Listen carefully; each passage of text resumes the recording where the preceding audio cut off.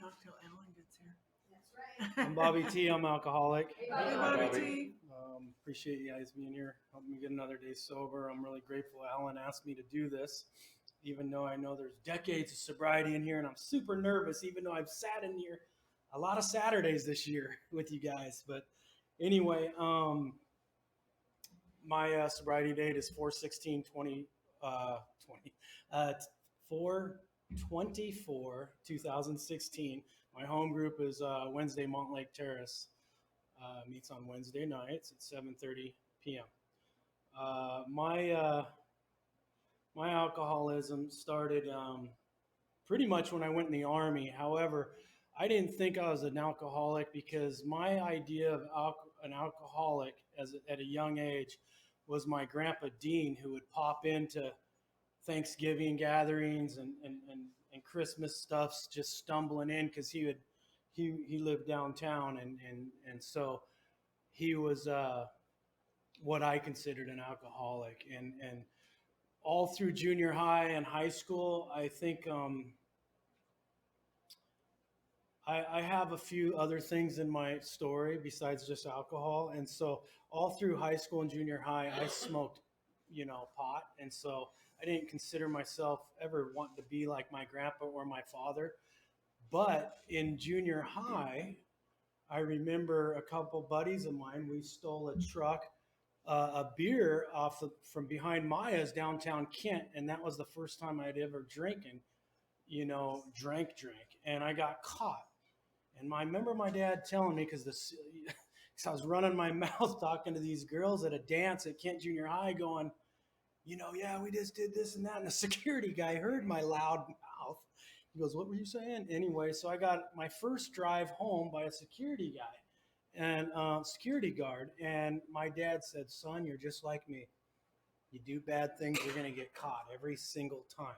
And so fast forward a couple times in high school, I was invited to a party. I went to Renton High School, and so there was a couple parties I went to, and each time I went there, I got in trouble with my parents. And I remember I had just gotten this pickup my parents got me, and we lived on a hill, and I-5's here, and we kind of lived behind anyway, long driveway, and I parked behind my stepdad's van, and my mom knew I came home a little late, and she wakes me up at 6:30 and she goes, where's your truck? And so I immediately thought that I forgot to put it in gear, and it might have rolled down the hill. And so I ran upstairs, ran outside, and she comes in, she goes, what'd I tell you? Give me your keys. You don't get your car for 90 days. And so and I can't remember the second one, but all three times that I drank, from the one time in junior high and the two times in high school, I got caught each time. So that's why I say I wasn't an alcoholic, I was a smoker. And so fast forward, I went into the military and got a fake ID and I basically did all my troublemaking of getting in trouble with drinking because I couldn't bring the good stuff from Washington back to North Carolina. So I just had a fake ID and I drank, and I got a couple DUIs in North Carolina. Back then they didn't follow you across the country, but it kind of hindered my situation in the military. I got out with an honorable and all that stuff, but I was a really good soldier when we were in the woods and jumping out of airplanes and stuff like that. But when we were in garrison, I was a knucklehead. And so I got out of the military and got into a trade right out of the military in '95, and I got another DUI. Like I said, luckily those two, one was a reckless and the other one from Carolina, didn't hinder my situation over here like they do these days. And so I got a DUI in '95.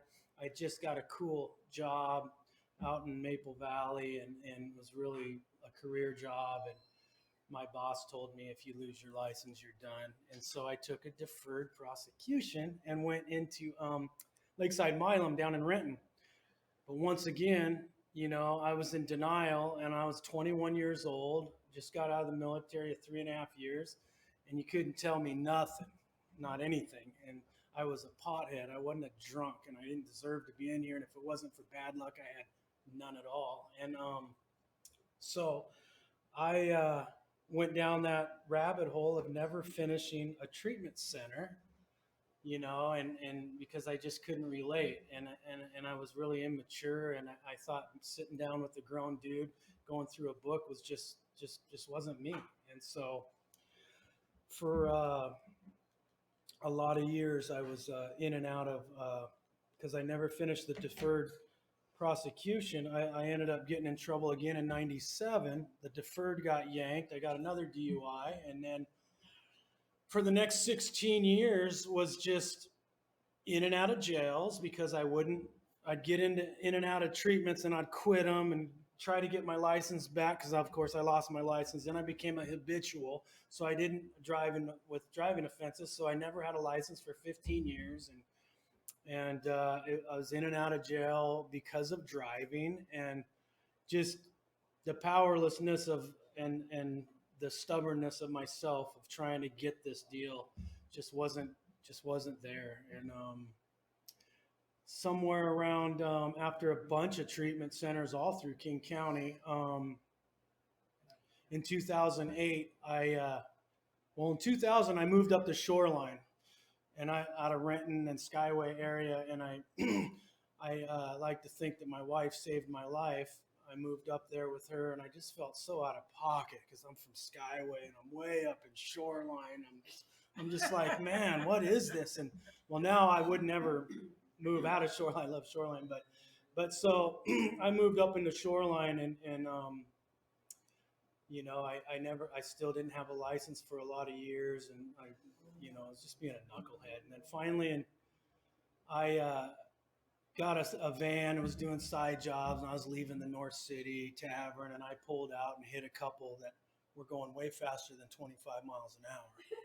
But I pulled out and hit them, and the guy jumped out. You done that? I said, F you, man. Are you all right? Is she all right? Boom, call the cops. So I jumped in my plumbing van and drove home, and because I had no license, right? And so it was the right thing to do. And so I got home, and I was walking around, and next thing you know, about 3 cop cars came with the thing. We know you're in there. Come on out, or we're going to tow your plumbing van.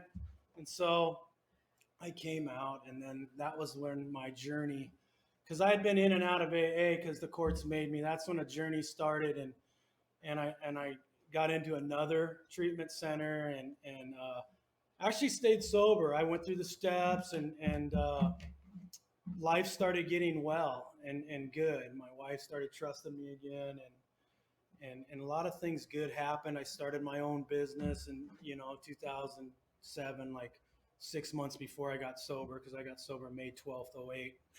And things got so good that after about 2.5 years, I got this really cool '68 Impala because I was sober, and I traded a job. Well, I went from meeting hopping with a bunch of buddies to bar hopping, and so that took me out for 6 more years. And in 2000, and in those years, those 6 years, I had thought I had a bad back, and so I was getting pretty flaked out on the opiate pills and stuff, and so we were basically robbing Peter to pay Paul to make ends meet because I just wasn't doing what I was supposed to be doing. And in 2008, 2016, well, all of 2015. Well, first of all, my wife got my credit so good because she's one of them responsible people that she refied her house somehow in my name. And then when she asked me to leave, I was like, well, why would I leave?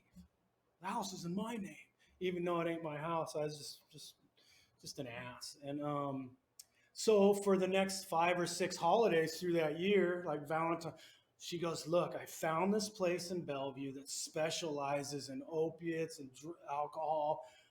We can get you in there. Okay, I'll call them on Valentine's Day. Okay, I'll call them after the 4th of July weekend. Okay, I'll call them after your birthday in August. All right, after thing.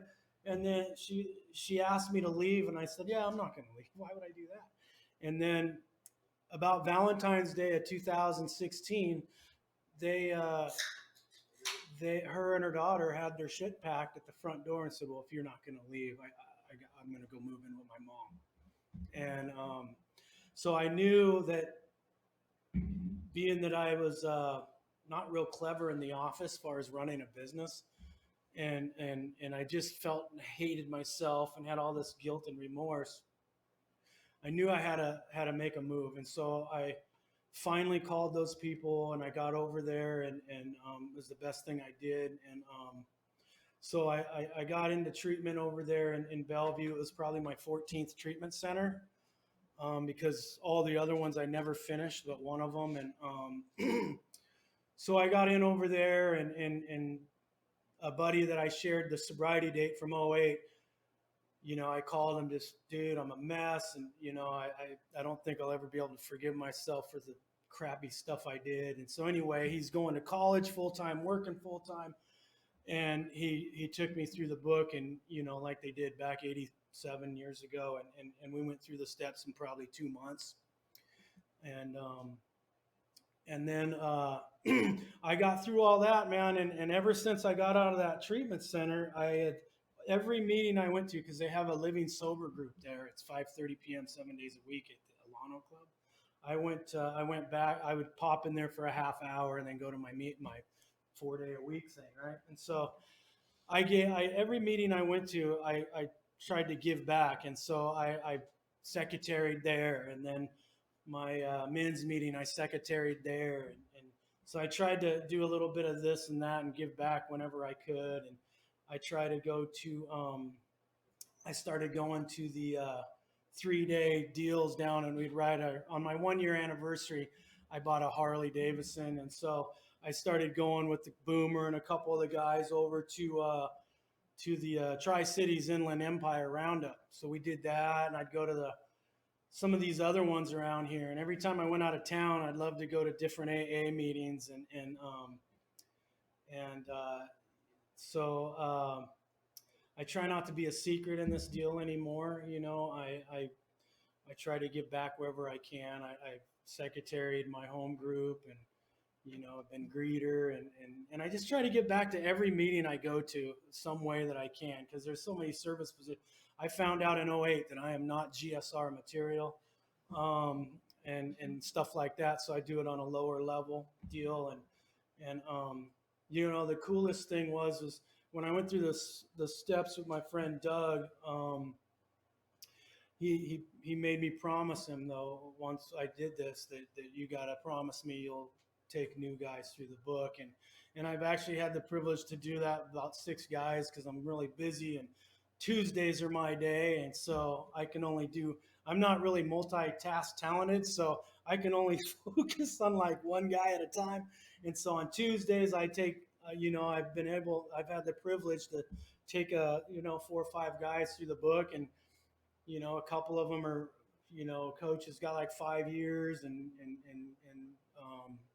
Kevin's coming up on 4 or 5, and it's just really neat to be able to give back the way that my sponsor Doug took time when he didn't have time to get me straight. And I'm so grateful for Alcoholics Anonymous, that the life I have today it's just everything's firsts. Everything. I bought my first car new ever in my life at almost 50 years old. They're not paycheck to paycheck no more, even though it's not about financial gains and stuff. But my wife and I it used to be like 2 magnets when we walked in the room, because she just couldn't stand me because of the previous 6 years after having 2.5 years sober. But I don't know. She saw something in me, and luckily for me, that she didn't kick me to the curb, and we have a good life today. But it's all because of Alcoholics Anonymous, and today I owe it to myself and my family to stay sober. There's just no need to go back to all that first 10 minutes of chaos that I had.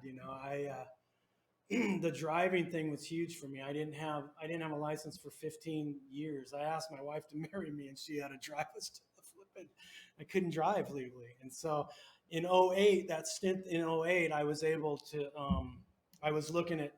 I had a court date, and Dave, your cousin, and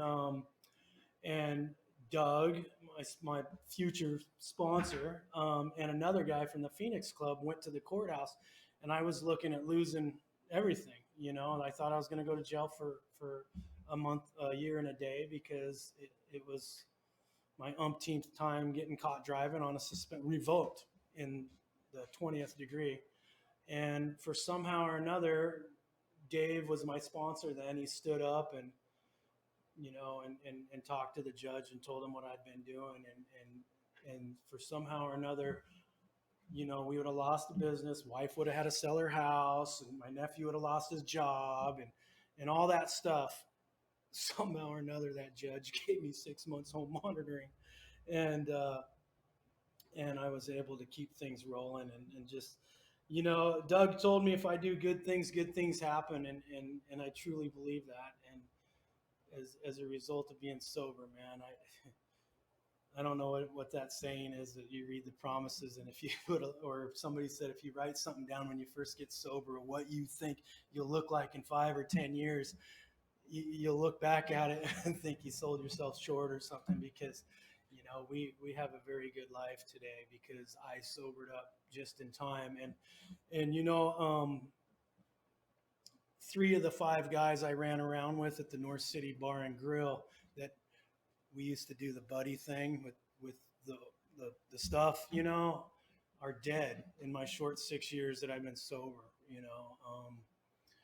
Yeah, three of the 5 guys that we were tight. You got anything? No. You got something? Yeah. Okay.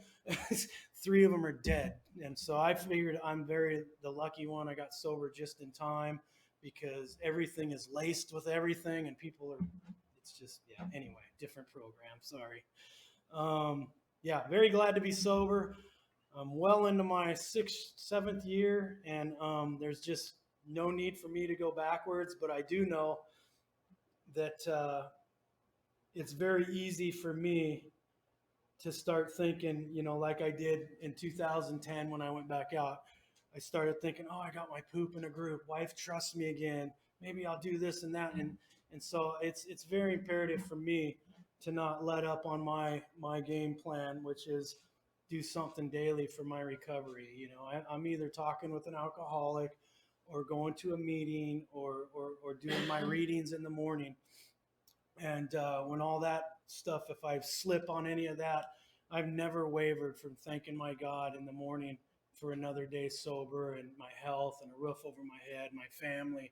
And I do that in the evening. And I've never wavered from that in 2,332 days. That's what my phone says. And so I don't want to, and I just try to do the triangle, the unity, service, and recovery. And my sponsor told me if I do a little bit in all 3, I could probably be pretty solid dude in society out there. And so I don't want to find out which one of them that I need to do more or less, and then find out, and so I just try to do a little bit of everything, and I don't want to let up on any of it because it took me 6 years to get back this time. And like I said, 3 of the 5 dudes that used to do what I did are not here no more. And so I think I'm just going to stick around and hang out with you guys. And I have fun in AA, man. I go do these river floats at the Meet in the Middle campouts. I go to them